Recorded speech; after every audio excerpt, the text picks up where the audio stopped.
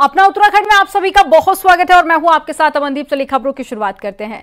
देहरादून में आईटीबीपी की 62वीं स्थापना दिवस परेड हुई है, जिसमें केंद्रीय गृह मंत्री अमित शाह ने परेड की सलामी ली। इस मौके पर सीएम पुष्कर सिंह धामी भी मौजूद रहे। अमित शाह ने जवानों को सम्मानित किया और सभी को धनतेरस की बधाई दी। शाह ने कहा कि एक दिया सरहद पर तैनात सैनिकों के नाम पर जरूर जलाएं। अमित शाह ने कहा कि देश की चिंता कीजिए, आपके परिवार की चिंता सरकार करेगी।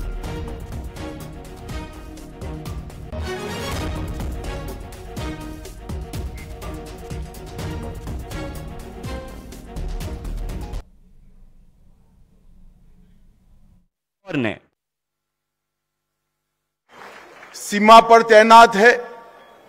शायद उनको मालूम नहीं है कि दीपावली के दिन पर जब देश का नागरिक अपने घर में उजाले के लिए, अपने घर के स्वास्थ्य और समृद्धि के लिए एक दिया जलाता है, तब एक दिया सरहद पर तैनात हमारे जवानों के लिए भी जलाता है। आज भारतीय तिब्बत सीमा पुलिस बल का स्थापना दिन है। शौर्य, दृढ़ता और कर्मनिष्ठा के ध्येय वाक्य के साथ 62 साल से भारत की दुर्गम सीमाओं को आईटीबीपी ने, हमारे हिमवीरों ने सुरक्षित करने का काम किया है।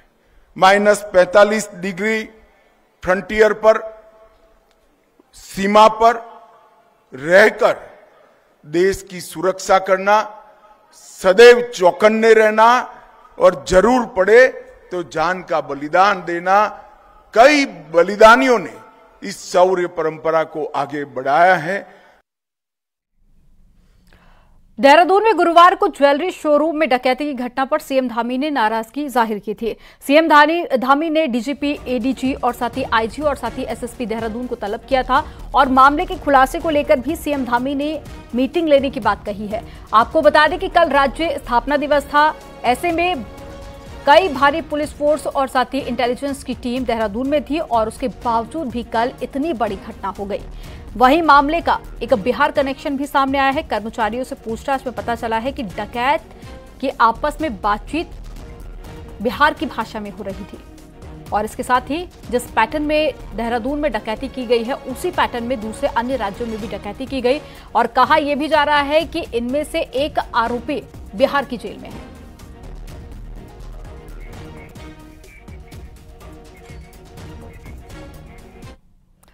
मौसम विभाग ने उत्तराखंड के 8 जिलों के लिए बारिश का येलो अलर्ट जारी कर दिया है। देर शाम तक इन जिलों में बारिश हो सकती है। ऊंचाई वाले इलाकों में बर्फबारी का भी पूर्व अनुमान जताया गया। उत्तरकाशी, चमोली, रुद्रप्रयाग, टिहरी और साथ ही देहरादून, पौड़ी, पिथौरागढ़, बागेश्वर में बारिश का अलर्ट जारी किया गया है। साथ ही तेज आंधी और तूफान को लेकर भी एडवाइजरी जारी की गई है।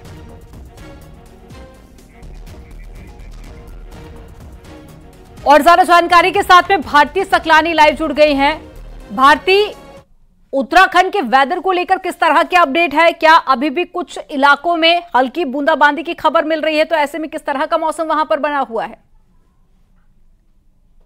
देहरादून में बूंदाबांदी शुरू हो गई है अमनदीप, और इस वक्त मैं राजधानी देहरादून में मौजूद हूं, जहां पर सुबह से ही बारिश के आसार बने हुए थे। मौसम विज्ञान केंद्र की तरफ से येलो अलर्ट आज के लिए दिया गया है, जिसका ये कह सकते हैं कि पूर्वानुमान एकदम सटीक साबित हो रहा है। हल्की बूंदाबांदी शुरू हो गई है देहरादून में। कई इलाकों में भी आज देर शाम तक ये कहा जा रहा है कि मौसम एकदम सर्द बना रहने वाला है, बारिश हो सकती है। ऊपरी इलाकों में बर्फबारी की भी संभावनाएं जताई गई हैं। येलो अलर्ट पिथौरागढ़, बागेश्वर, उत्तरकाशी, रुद्रप्रयाग, चमोली, इन इलाकों के लिए दिया गया है। इसके अलावा जो ऊपरी इलाके हैं 3500 मीटर से ऊपर के इलाकों के लिए ये कहा गया है कि वहां पर हल्की बर्फबारी देखने को मिल सकती है। और इस वक्त अगर मैं बारिश को लेकर अपडेट दूं तो कई इलाकों में हल्की बूंदाबांदी शुरू हो गई है और देर शाम तक ये तेज होने के भी आसार जताए गए हैं।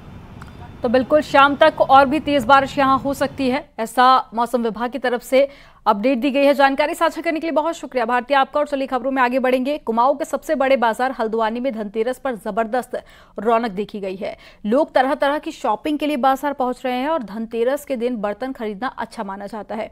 ऐसे में विशेष तौर पर बर्तन बाजार में अच्छी खासी भीड़ है। बाजार की रौनक देखकर दुकानदार से लेकर ग्राहक तक हर कोई खुश नजर आया।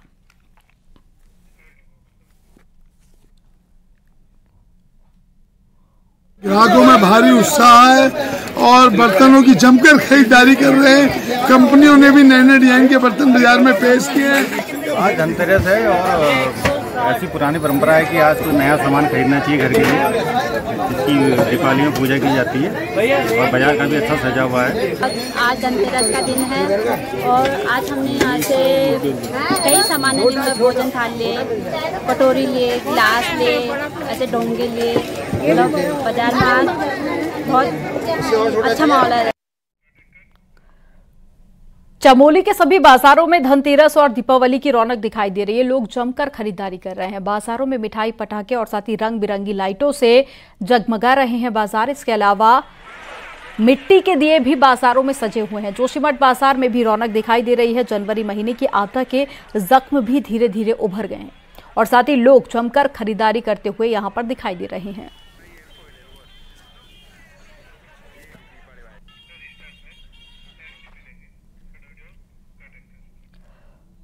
दीपावली के लिए बद्रीनाथ धाम सजने लगा है। भगवान बद्री विशाल के मंदिर को रंग बिरंगे फूलों से सजाया गया है। बद्रीनाथ धाम में धनतेरस और दीपावली के पावन पर्व पर माता लक्ष्मी, भगवान विष्णु और साथ ही कुबेर भगवान की विशेष पूजा अर्चना की जाती है। इस दिन हजारों की संख्या में श्रद्धालु भगवान बद्री विशाल के दर्शन के लिए पहुंचते हैं।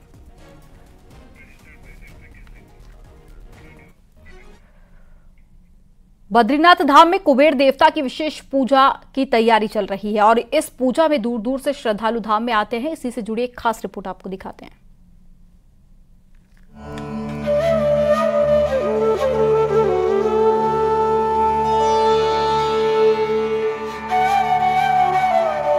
भगवान बद्री विशाल जगत के स्वामी, विश्व के पालनहार माने जाते हैं, तो वहीं भगवान कुबेर देवता उत्तर क्षेत्र के दिक्पाल हैं और भगवान बद्रीनारायण के खजांची यानी कि खजाने के मालिक हैं। ऐसे में उनकी पूजा करने से, उनके मंत्रों का उच्चारण करने से आपके घर में धन की, वैभव की वर्षा होगी।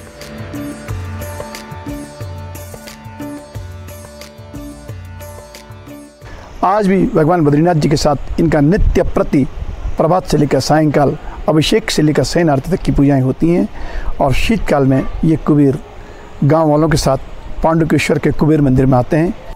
भगवान कुबेर पांडुकेश्वर गांव के आराध्य देवता हैं। यहाँ के लोग उनकी विशेष पूजा अर्चना करते हैं। शीतकाल में पांडुकेश्वर में ही भगवान कुबेर की पूजा होती है और ग्रीष्म काल में भगवान कुबेर की पूजा भगवान बद्री विशाल के साथ गर्भगृह में की जाती है।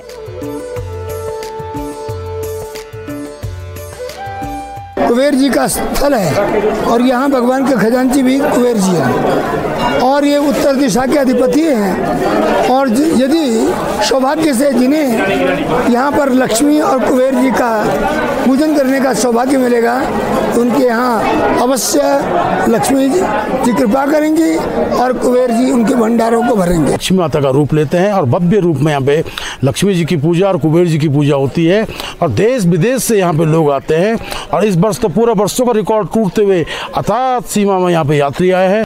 बद्रीनाथ धाम में 10 नवंबर को धनतेरस का पावन पर्व मनाया जाएगा और 12 नवंबर को लक्ष्मी पूजन का आयोजन होगा। इस दौरान लक्ष्मी की विशेष पूजा अर्चना और श्रृंगार किया जाएगा। डिमरी पंचायत और बद्रीनाथ धाम के धर्म अधिकारी वेद पाठी इस पूजा को संपन्न करेंगे। बद्रीनाथ जी में तो स्वयं भगवान कुबेर जी विराजमान है और विभिन्न प्रकार के यात्रीगण यहाँ आते हैं। माँ लक्ष्मी जी का जो कॉइन होता है और कुबेर भगवान जी की जो कॉइन होता है जिस पे मूर्ति बनी रहती है, तो वो अपने घर में विशेष रूप से पूजा के लिए यहाँ से ले जाते हैं। भगवान बद्री विशाल धन के देवता कुबेर और लक्ष्मी की पूजा के बाद बद्रीनाथ धाम आने वाले तीर्थयात्री अपने साथ यहाँ की निशानी लेकर जाते हैं। जिसे लोग अपने पूजा स्थल पर रखकर भगवान से 6 महीने तक धन धान्य और खुशहाली की प्रार्थना करते हैं।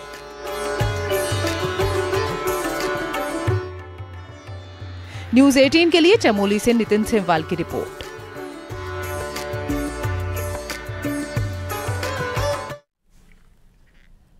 और चलिए खबरों में आगे बढ़ेंगे। सनातन धर्म के प्रचार प्रसार के लिए जूना अखाड़े के द्वारा पिछले 5 वर्षों से लगातार उत्तराखंड में छड़ी यात्रा निकाली जा रही है और इस यात्रा में कई साधु संत भी शामिल हो रहे हैं।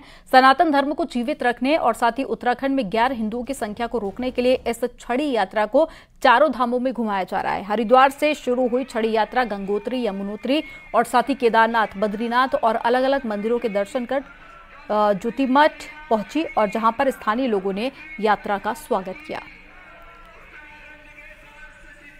आदि जगत गुरु शंकराचार्य जी का लक्ष्य था सनातन धर्म का प्रचार प्रसार और विधर्मियों को देवभूमि से बाहर करना और इस देवभूमि उत्तराखंड का विकास हो, इसका जो यहाँ के लोग खुशहाल हो और यहाँ पलायन रुके। सरकार ने बहुत ही अच्छा कार्य किया और करके इस जो परंपरा से यात्राएं चल रही थी, किसी कारण से जो टूट गई थी, उसको सरकार ने शुरू किया और बहुत व्यवस्थित तरीके से सब जगह व्यवस्था करके यात्रा आती है।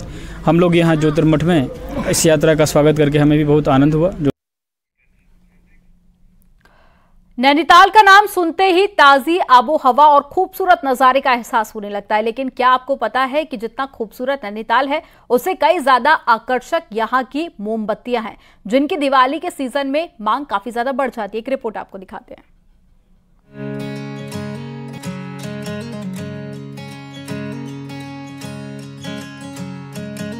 देखने में आम, सेब, केला, संतरे जैसे दिख रहे ये कोई फल नहीं है, बल्कि ये है नैनीताल की खूबसूरत मोमबत्तियां। सिर्फ यही नहीं, बल्कि लालटेन, बियर ग्लास, भगवान की मूर्ति या अरोमा कैंडल की कई किस्मों की ये मोमबत्ती लोगों को हक्का बक्का कर देती है। तो नैनीताल आने वाले पर्यटक इनको खरीदे बगैर रह नहीं पाते। रोशनी के पर्व पर सिर्फ घरों को रोशन करने के ही नहीं, बल्कि लोग इनको उपहार के तौर पर खरीदने की भी सोच रहे हैं। तो नातेदारों और रिश्तेदारों के लिए नैनीताल से इन मोमबत्तियों को ले जा रहे हैं। रोशनी का फेस्टिवल है, तो रोशनी में कैंडल जलता है तो रोशनी तो आता है, और ये कैंडल अगर हर किस्म का बहुत डेकोरेटिव होता है वो और भी ज़्यादा अच्छा लगता है। तो इसीलिए दिवाली के लिए ये सबसे अच्छा गिफ्ट होता है ये कैंडल। रोशनी और भी मन का भी रोशनी बढ़ाती है और सबका सब कुछ में रोशनी डालता है। ये तो बहुत अच्छा गिफ्ट है। मिठाई हेल्थ के लिए तो अभी ठीक नहीं है, मगर रोशनी सबके लिए ठीक है। नैनीताल में 1970 के दशक में जलाने वाली मोमबत्ती का कारोबार शुरू हुआ। इसके बाद जर्मनी से मशीनें मंगाने के बाद यहाँ सजावटी मोमबत्तियों को बनाने का काम भी होने लगा। वक्त के साथ इनकी खूबसूरती और निखर कर सामने आई, तो लेकिन सामान महंगा होने और लाइटों ने कारोबार को धीमा कर दिया। हालांकि कारोबारियों ने हार नहीं मानी और ट्री लाइट, नेचुरल दिए, फ्लावर अरोमा कैंडल, फ्लोटिंग मोमबत्तियों के साथ अब एपन और गिफ्ट पैक को भी बाजार में उतार दिया है। हालांकि हमारी वैरायटी तो बढ़ रही है, हम हर साल नए नए कुछ ना कुछ नया लेकर आते हैं टूरिस्ट के लिए भी। इस बार हमने दिवाली के गिफ्ट हैम्पर भी बनाए हैं, अरोमा कैंडल्स हमारी बनती हैं और आपका एपर कैंडल्स बनती है। बहरहाल पर्व रोशनी का है तो मोमबत्तियों की डिमांड तो होनी ही थी, और मौका दिवाली का हो तो पर्यटक इसे एक बेहतर उपहार भी मान रहे हैं। इससे न सिर्फ घर रोशन होंगे, बल्कि घरों की सजावट के और भी काम आएंगे। चाइनीज लाइटों ने भले ही इनकी लौ कम की हो, लेकिन नैनीताल की ये मोमबत्तियां आज भी घरों को रोशन कर रही हैं और खास सौगात के रूप में भी ये पूरे देश में पहचानी जा रही हैं। जरूरी है कि सरकार भी मोमबत्ती कारोबारियों को राहत दे ताकि इस कारोबार को और ऊंचाइयों पर ले जाया जा सके। वीरेंद्र बिष्ट, न्यूज़ 18, नैनीताल। अगर इस दीपावली आप भी पटाखे खरीद रहे हैं तो हमारी ये खबर आपके लिए है। देश भर में बेरियम युक्त पटाखे बैन होने के बाद भी ग्रीन पटाखों के नाम पर जमकर गड़बड़ी चल रही है। यहां तक कि कई पटाखा कंपनी के QR कोड ऐसे हैं जो कि पूरी तरह से फर्जी हैं। रिपोर्ट आपको दिखाते हैं।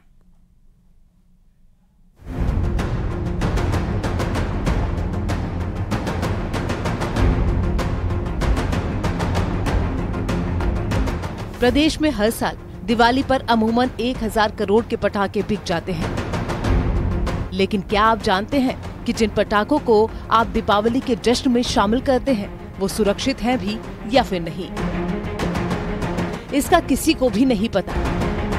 दरअसल ग्रीन पटाखों को CSIR की national environment engineering research institute द्वारा सर्टिफाई किया जाता है, जिससे पटाखों की गुणवत्ता का पता चल सके। लेकिन कई कंपनी ऐसी हैं जो पूरी तरह से फर्जी QR कोड लगाकर पटाखे बेच रही हैं। कुछ कंपनी ने पटाखों के रैपर पर जो QR कोड दिए हैं उनमें ना आपको कोई जानकारी मिलेगी और ना ही वेबसाइट खुलेगी। हाँ जी मैम, जागरूक हो रहे लोग, स्कैन करके ले रहे हैं, सब खरीद रहे हैं, सब चेक करके ले रहे हैं। ऐसा कुछ नहीं है, सब आ रहे ग्राहक, हाँ जी ले रहे, ऐसी बात नहीं, कुछ नहीं है। वहीं आम जनता पटाखों के पैकेट पर QR कोड से पूरी तरह से अनजान है। लोग मानते हैं जो बजट में आया वो पटाखा खरीद लिया। वहीं कुछ लोग इसको अवेयर करना मानते हैं। नहीं मैम, ऐसी खरीद लेते हैं, नॉर्मली पता नहीं होता जाए तो।